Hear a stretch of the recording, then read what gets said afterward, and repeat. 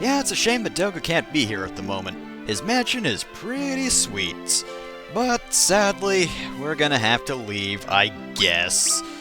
But first, of course, it's time for our usual letter. This time it's gonna be from Sarah. Seems like everything's going well, everything's gone back to normal for her. I mean, it has been quite a while since that whole thing happened, so, that's good that everyone's gotten back into the usual routine.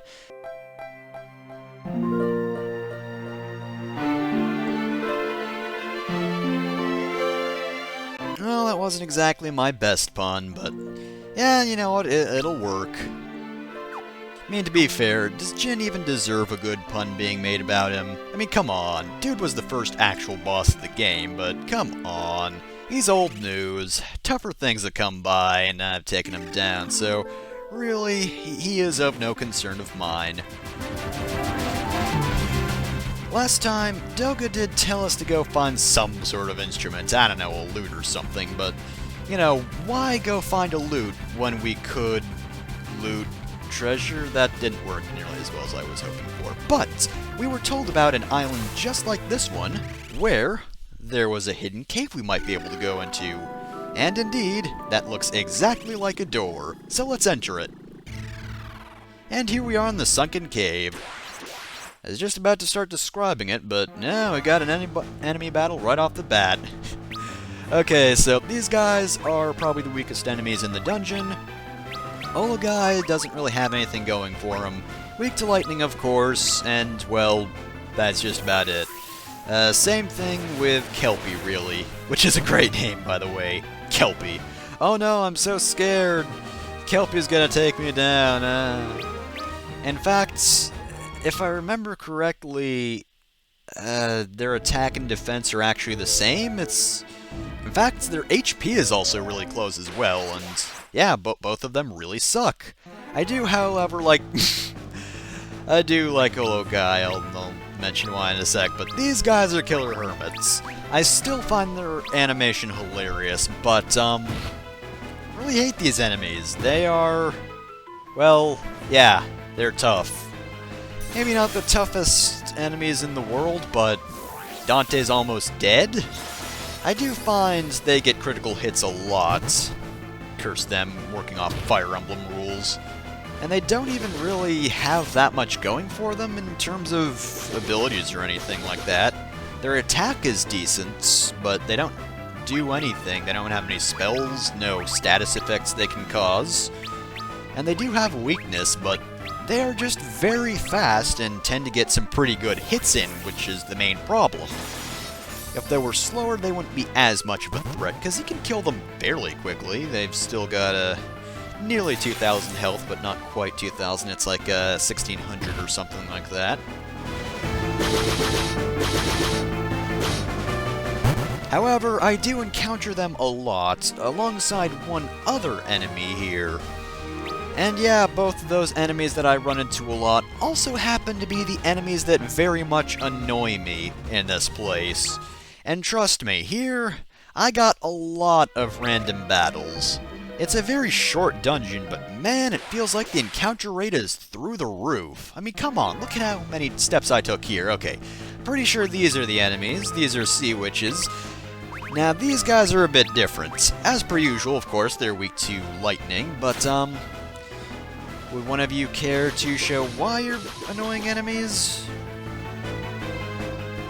Alright, apparently they're not that fast. One kind of was, but I guess oh, yep, there we go.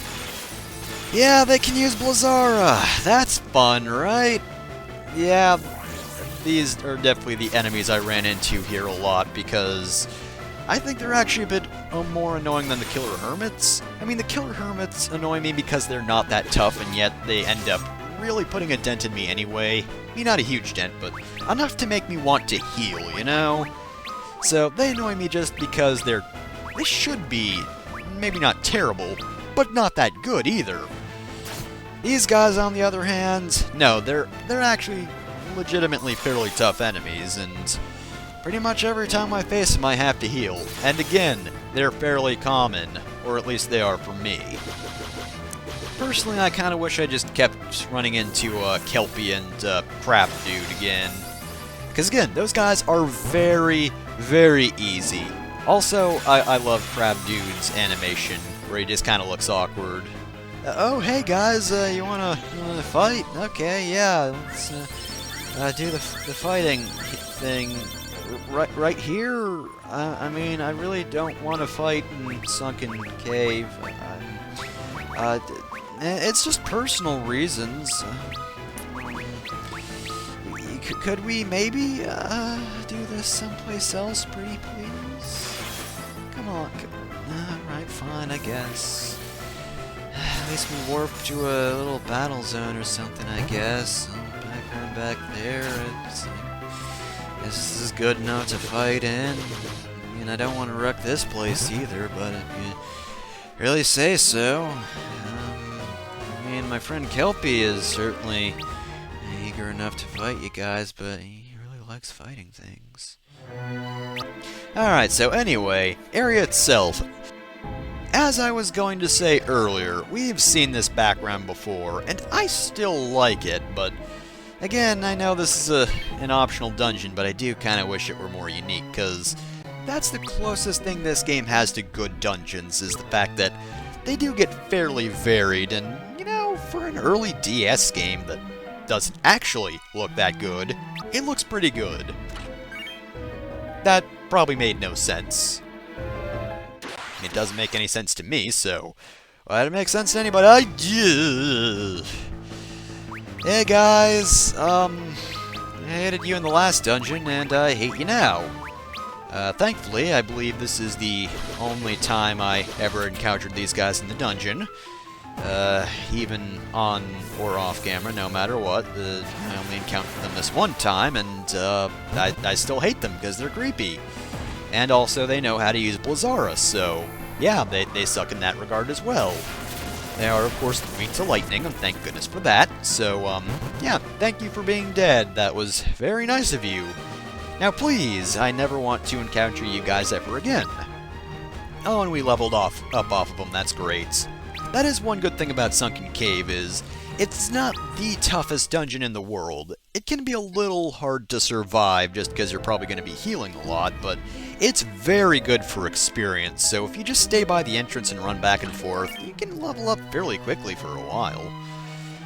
But of course, actually getting through it is a pain, because the dungeon itself is fairly short. There are just a lot of detours to take, so of course, I'd suggest before actually doing the main 4 treasures of this area, which we'll see in a bit, that you should probably leave and heal, because then you can go back through. It's really easy, and honestly, it'll just take you not too much longer. The encounter rate's still fairly high, but again, you won't use nearly as many level spells of whatever you're using, Kira, whatever healing spell you're using, you won't use as much of it, so you can get through it fairly easily. So, these guys are Dozemares. Of course, while they're not weak to lightning, they are weak to wind because they're flying. Other than that, they've got some pretty good attack, like it's up there with Killer Hermits, but not too tough. Especially when you...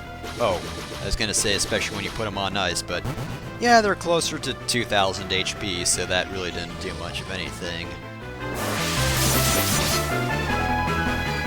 And speaking of not doing much of anything, that probably was close to death since I think Ayla did about 600 damage, but yeah, the fact that Dante's an Onion Knight is low stats are kind of obvious at the moment. They're really showing up. And also, predictably, in a dungeon called Sunken Cave, Whirlpool comes up a lot.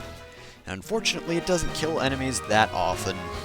Sometimes. Other times it's just like, oh yeah, that'll kill a bunch of enemies, no problem. But then other times it's like, there's a group, so I guess I could be persuaded to get rid of one of these guys if I really have to.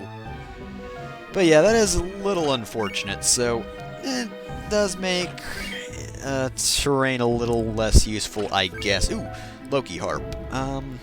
Actually, wait, no, haven't we seen the Loki Harp already? I think we might have already. Well, in case we didn't, if I remember correctly, That's the one that casts haste. And diamond gloves. Well, it seems like we're all done with treasures, right? Well, no. There's actually a secret passage right here. And if you open one of these chests, it's a trap.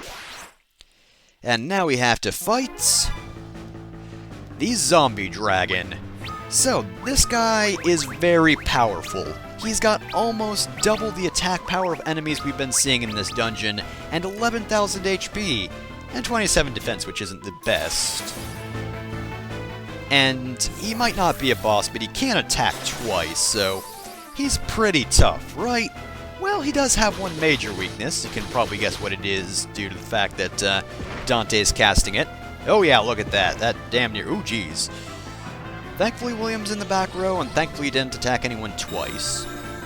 Because that means I can just raise him to death. He is undead, so raise is an effective strategy. And that just made a potentially very, very difficult battle far, far easier. In fact, I'd actually say that the zombie dragon is the hardest enemy here. We get a trident, which I believe is a type of lance weapon. Okay, this is the other hardest dude here. This is a Periton? Periton? I'm pretty sure I'm mispronouncing that. Of course, they're weak to arrow spells, and of course, the one using the arrow spells isn't good at using them. So we really don't have a weakness for this guy. Plus, he's got almost 10,000 HP with 9,650 and 92 attack, which is 2 higher than the zombie dragon. And 27 defense, and look at that attack power. Oh jeez. Hopefully we can kill this guy quick, because, at least we were able to raise the zombie dragon, but this guy, he is very, very tough, and I definitely had some trouble against this one. The zombie dragon, I'm pretty sure I never really had much of a problem with, as long as he didn't attack the same person twice or anything like that. But also, the nice thing is, since he isn't technically a boss, you can kill him with Whirlpool, so yeah, I got super lucky there. Alright, that's another boss down. Now these guys are actually really easy, the ones coming up. We get Reflect Mail, but of course, in order to get that for real, we had to fight Deathclaw. Now this guy's actually special. If you hit him normally, he'll actually divide into a second enemy. This is an enemy type we won't really be seeing as much of until a little later in the game. But, by the way, I got really lucky here. There he goes! He's also weak to Whirlpool. Alright, and the last one is actually an enemy type we're going to be seeing fairly often later on. Triton Hammer. Pretty good weapon. Dante is the only one who can use it, and... Is that a fucking tongue? So this last guy is an eater. He's got the same ability as the Deathclaw. Hit him with a normal attack, and he is likely to split into another enemy. Now, there is actually a way to prevent this, but we're not really close to any way of doing so, and I'm already in this dungeon fighting him, so I don't want to save him for later. So we're going to burn this tongue, and unfortunately Multiply does actually count as a type of attack. Sometimes I feel like the game makes it seem like it's just, like, melee weapons that do that, but no. Magic can trigger that ability as well, so now we got 2 Eaters to deal with. The nice thing is, though, Eater only has 2,700 HP. There are going to be enemies fairly soon, so they're not the... I mean, attack power-wise, they're definitely an improvement over the enemies in this dungeon, but actual HP-wise, nah, they're pretty easy to kill, even with their special ability. And of course, it's not like they heal after they divide. Oh, and one last level up for the road. I think I also might have had 1 or 2 level ups off screen as well. As I said, great place for grinding for a while. But that's all for treasure chests, so let's get out of here, because quite frankly, I don't want to stay any more than I need to. And that's another optional dungeon finished. All the treasures have been taken. So, I think it's about time we go back to Doga's Manor, because We have other stuff to do, but I think we're squatting for the time being. I mean, to be fair, it's a really nice house. No enemies in it. I mean, we could stay in Goldor's fancy manor, but first off, the beds are made of gold, and that's just not comfortable. And second off, I really don't want gold bears attacking me while I sleep, because they totally do that. That is definitely something a gold bear would do. But next time on Final Fantasy III, I guess we'll progress with the story and find that loot Doga was telling us about. I mean, if we really have to.